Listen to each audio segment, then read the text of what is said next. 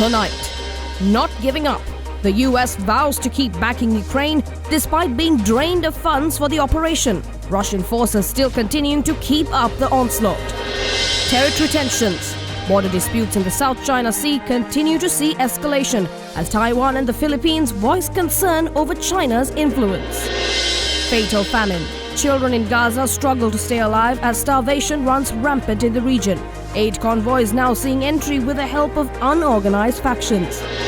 And alligator affections. Would you want this gator as a friendly pet? All that and more as World News Tonight starts right now.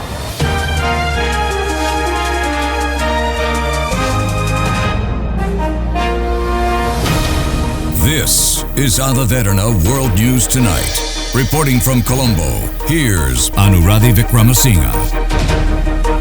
A very good evening and thank you for tuning in to World News Tonight. Well, with Wednesday came quite a few more updates on global events we were following and updating you on. Tonight, we will start with focus on the conflict in Ukraine. U.S. Defense Secretary Lloyd Austin sought to convince European allies that President Joe Biden's administration is still committed to supporting Ukraine, even as Washington has essentially run out of money to continue arming Kyiv and few signs that Congress will move to replenish the funds. Ukraine won't back down, and neither will the United States. But experts say Austin faced a skeptical audience at a meeting known as the Ukraine Defense Contact Group, as the U.S. Congress continues to delay critical aid for Ukraine. The United States will not let Ukraine fail. Austin did not say how the U.S. would support Ukraine without additional funding and did not specifically mention Congress. Republican House Speaker Mike Johnson has so far refused to call a vote on a bill that would provide $60 billion more for Ukraine. Ukraine's survival is on the line. In the meantime, the White House has been scrambling to find ways to send assistance to Ukraine, as officials say the lack of funding available is already having an impact on the battlefield, and Ukrainian forces are having to manage scarce resources. Let's not kid ourselves. Putin will not stop at Ukraine. But as President Biden has said, Ukraine can stop Putin if we stand with Ukraine and provide the weapons that it needs to defend itself.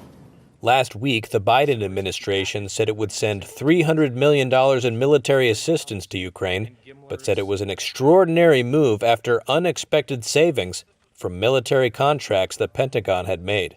Officials have not ruled out that they could find additional savings, but they say that amount would not be enough to make up for the lack of congressional action. U.S. officials say the reality is that without the United States, European support for Ukraine will not be enough to fend off Russian forces. Meanwhile, Ukrainian President Volodymyr Zelensky has said that Russia is preparing for a new offensive against Ukraine, starting in late May or the summer. And on the other side, following his re-election last week, Russian President Vladimir Putin will reportedly make a trip to China, reciprocating his Chinese counterpart who made Moscow the first stop of his new presidential term last year. Eyes are also on whether this could also lead to a potential summit between Russia and North Korea. Russian President Vladimir Putin will travel to China for talks with Xi Jinping in May. According to a report on Tuesday, this could be the first overseas trip of his new presidential term after being re-elected on Sunday. The Kremlin declined to comment, but with Russia strengthening its ties with China since its invasion of Ukraine, it's unsurprising that Putin has made Beijing his first stop. Xi also visited Russia for his first overseas trip following the start of his third consecutive term in March last year, with the reciprocated gesture set to come after Putin's formal inauguration around May 7th. Putin reaffirmed Moscow's close ties with Beijing on Sunday, stating he would continue to develop their relationship in the coming years. The two leaders have met over 40 times, with the most recent meeting in October, when Putin was the guest of honor at China's Belt and Road Summit in Beijing. Trade and military ties between China and Russia have been particularly strong in recent years, with Chinese customs data showing that trade between the two sides hit over $218 billion between January and November last year. The Chinese Foreign Vice Minister also confirmed the strength of bilateral ties by claiming them to be the best in history during a visit to Moscow last month. Attention is also on whether Putin will be visiting North Korea, with observers predicting that such a trip could come in the second half of the year. Following the North Korea-Russia summit in September last year, Pyongyang's foreign minister visited Moscow in January to discuss another potential visit. A Kremlin spokesperson said that Putin's schedule for a visit to North Korea is being coordinated through diplomatic channels, but there were no plans to visit before and immediately after the presidential election. Analysts suspect that Putin is treading carefully amid reports of an arms trade between the two sides that violate UN Security Council resolutions. Meanwhile, Taiwan's foreign minister said that China has built enormous military bases on 3 islands surrounding Taiwan's main holding in the South China Sea, but that Taipei is not looking to further escalate tensions in the strategic waterway. Meanwhile, U.S. Secretary of State Antony Blinken in the Philippines discussed trade and reiterated America's ironclad security commitments to the country. For more on this story, we have Alligator World News special correspondent Nevami Ranasinghe from Kuala Lumpur, Malaysia. Yes, Anuradhi. Both Taiwan and China claim most of the South China Sea as their own territory. But Taiwan only controls one island in the contested Spratly Island, deep in the southern part of the sea, called Ituaba, which Taiwan refers to as Taiping Island. China and Philippines have also been involved in a dangerous standoff in the South China Sea of late, but the situation around Ituaba is also tense. Friction has grown between Manila and Beijing in recent months over competing claims in the South China Sea. US officials say the relationship will inevitably be part of discussions. The visit is also like to bolster American support for Philippine President Ferdinand Marcos Jr., who has tilted towards Washington. Back to you, Anuradhi. All right, thank you very much. That was Alligator World News special correspondent Nevami Ranasinghe from Kuala Lumpur, Malaysia. Hong Kong's legislature also unanimously passed a new national security bill. Critics, including the US government, says this major piece of legislation further threatens the China-ruled city's freedom and could be used to eliminate dissent through the fear of arrest and detention.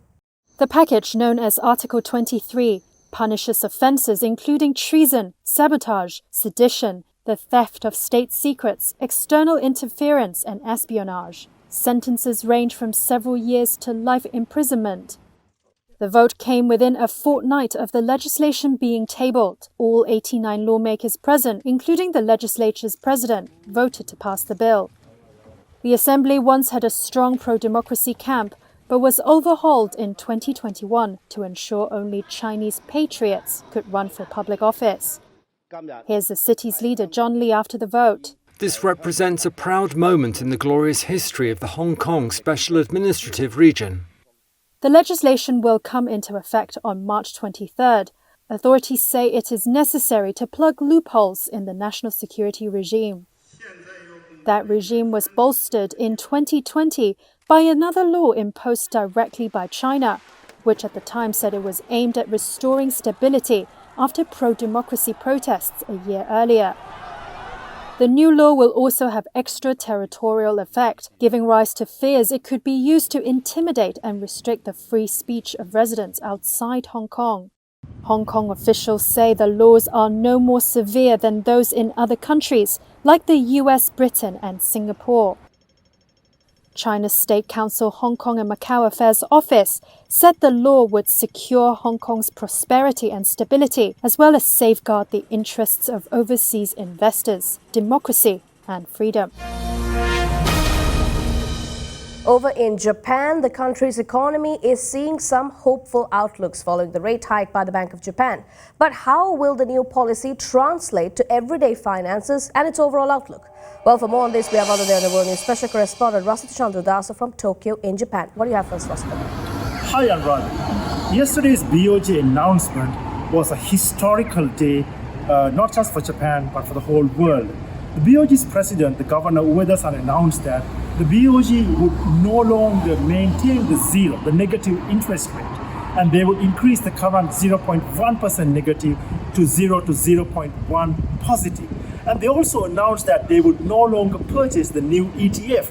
ETFs are the exchange trade funds, which are basically a basket of stocks.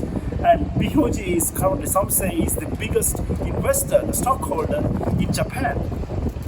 So that historical announcement came not so much as a surprise, because the BOJ in the announcement said that they kind of achieved their targets, which was a 2% nominal inflation plus the growth, even though the growth was very slight. And also the key factor for their decision is the wages. The wages surprisingly has increased a little bit in the recent past. So BOJ had a free hand, even though the market, some analysts were not really expecting that announcement, and BOJ made this announcement, and it was a historical change. So what would this mean for the Japanese economy? Overall, the markets reacted extremely positively for this matter, and people expected the yen get stronger, but not the latter.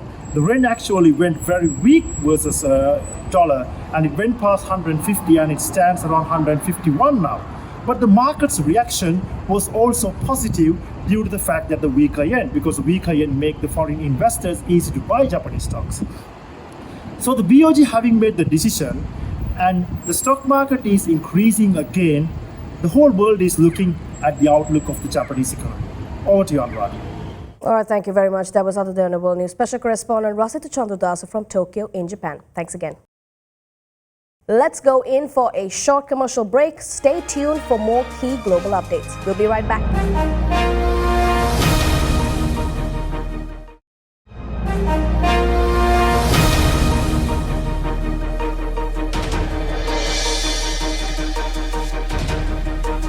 Welcome back. We have some updates on the Israel-Palestine conflict now.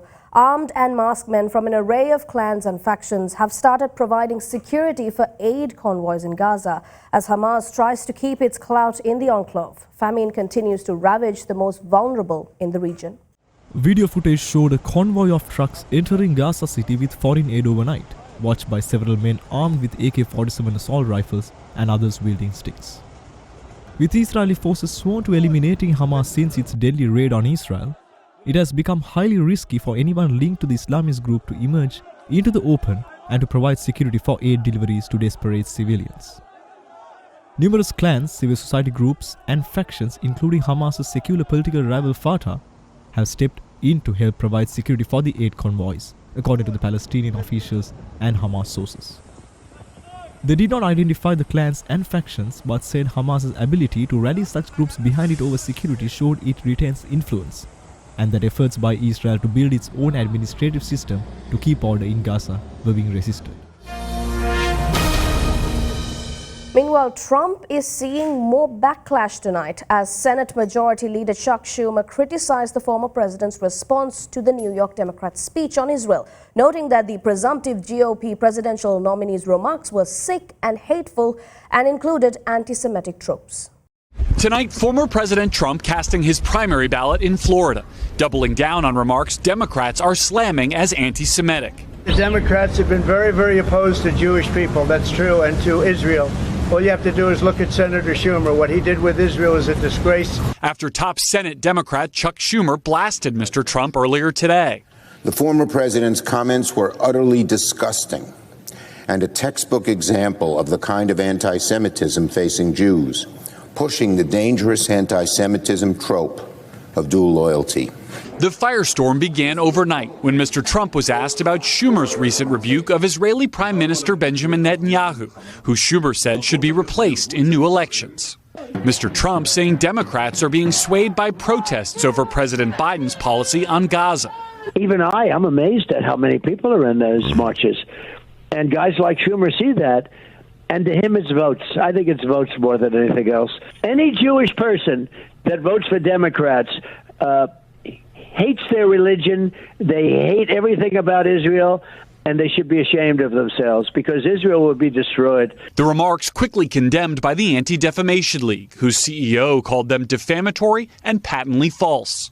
The Biden campaign saying, quote, the only person who should be ashamed here is Donald Trump. The former president touts his pro-Israel record, including moving the U.S. embassy to Jerusalem and helping the country forge peace deals with some of its Arab neighbors. President Biden has criticized Israel's actions in its war against Hamas, including the impact on civilians, something Mr. Trump has largely avoided, while offering few substantive policy differences. Well, I think you have to finish it up and do it quickly and get back to the world of peace.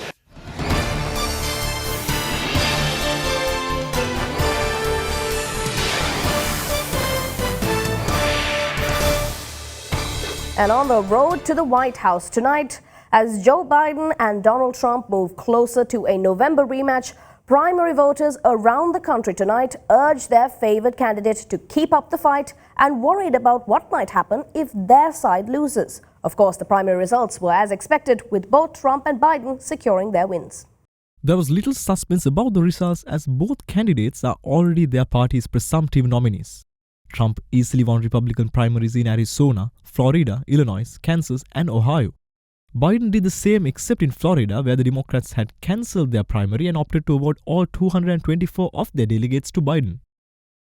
Instead, the primaries and key down-ballot races became a reflection of the national political mood.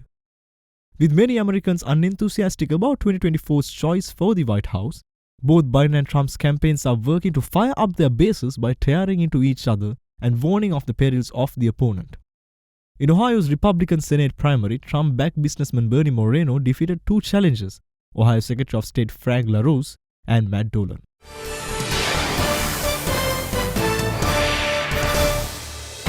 And now over in Brazil, the country's federal police have formally accused former President Jair Bolsonaro of falsifying his COVID-19 vaccination records in order to skirt public health regulations.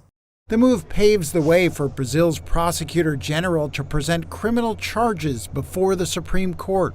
A government investigation had already found Bolsonaro's records were falsified to suggest he was vaccinated against COVID-19 in Sao Paulo in July 2021, when he was not in the city. Police found in their report that Bolsonaro could be charged with falsifying data in the country's public health system and forming a criminal organization to evade public health rules. The police report alleges a former Bolsonaro aide who was arrested in the investigation and reached a plea deal fraudulently obtained vaccination records for Bolsonaro and his daughter Laura at the request of the then president. The police said the fake certificates were issued to, quote, obtain undue advantages related to the invasion of sanitary rules established during the pandemic period. Bolsonaro told that he had not taken the COVID vaccine or done anything wrong. Quote, it's a selective investigation. I'm calm. The world knows that I didn't take the vaccine. During his tenure, Bolsonaro repeatedly downplayed the importance of immunization and social distancing measures during the pandemic, which killed more than 700,000 people in Brazil. He has been ruled politically ineligible until 2030 for spreading election misinformation during the 2022 election, which he lost. More threats from the north of the Korean peninsula tonight as leader Kim Jong-un claimed the success of yet more missile systems to be employed by the country's defense. North Korea has claimed success in a ground test of a solid-fuel engine for a new medium to long-range hypersonic missile. The North Korean Central News Agency reported Wednesday that Pyongyang conducted the test at a launching station near the west coast the day before, under the supervision of leader Kim Jong-un. Kim reportedly expressed great satisfaction with what he called the successful completion of the Strategic Weapons Development Plan presented back in 2021. Hypersonic missiles are among the list of weapons Kim vowed to develop within 5 years after the plan was announced. The regime conducted its first ground test of the engine last November. In January this year, the North test-fired a solid-fuel IRBM tipped with a hypersonic warhead. Experts say Tuesday's engine test was carried out as part of efforts to correct flaws discovered then. The launch in January did not have a sufficient flight range despite it being a medium to long-range missile. They had to verify once again that it can fly up to a range of about 3,500 kilometers. So it appears that they increased the combustion time of the rocket's first stage to increase the flight range. The North appears to have conducted the engine test on the ground instead of test-firing a missile this time to avoid tensions with Japan. North Korea is currently showing relative restraint in firing in the direction of Japan's exclusive economic zone. Although we still have to wait and see, we can see that this is ultimately a sign of caution and consideration in preparation for future dialogue with Japan. Hypersonic missiles are designed to travel at more than 5 times the speed of sound and often maneuver at relatively low altitudes, making them harder to detect and intercept. While North Korea's ICBMs are mainly designed to reach the U.S. mainland, this IRBM can be seen as a weapon system with the main purpose of targeting U.S. military bases in Guam or Japan. Eyes are on whether the North will soon test launch a hypersonic medium to long-range missile equipped with Tuesday's newly tested engine. Let's go for a short commercial break. More world news on the other side. Stay tuned.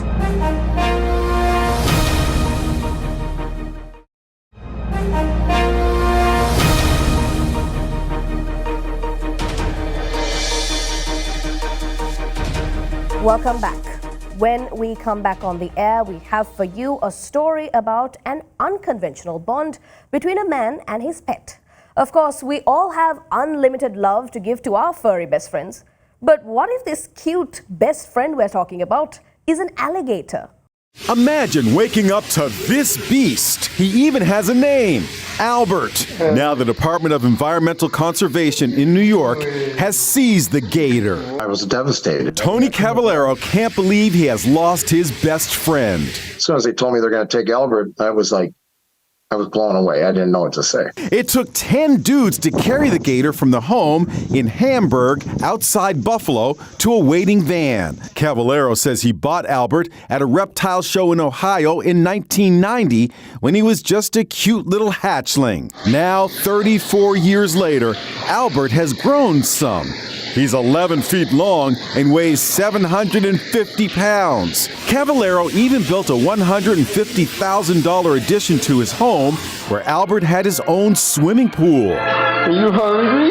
Albert enjoys raw chicken and playfully chomps down on one of his ancestors, a stuffed dinosaur. He even gets his teeth brushed daily.